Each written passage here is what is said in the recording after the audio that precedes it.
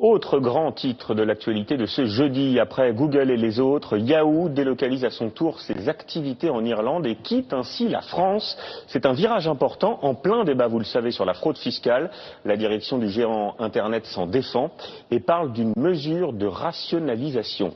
Explication avec Anaïs Barr. C'est un mail très particulier qu'ont reçu hier les utilisateurs du géant de l'Internet, Yahoo.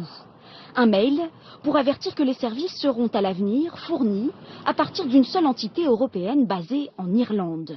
Concrètement, pour les clients, cela signifie que tous leurs mails, leurs photos, ne seront plus gérés depuis la France, mais en Irlande.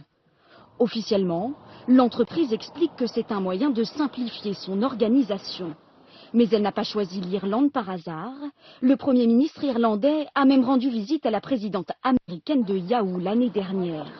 Le pays offre à l'entreprise une fiscalité très avantageuse, un impôt sur les sociétés de 12,5% contre 33% en France. Une méthode d'optimisation fiscale déjà utilisée par d'autres géants de l'Internet comme Google, Amazon, Apple ou encore Facebook. Et dénoncée aujourd'hui par François Hollande lors d'une visite d'un site français de vente en ligne.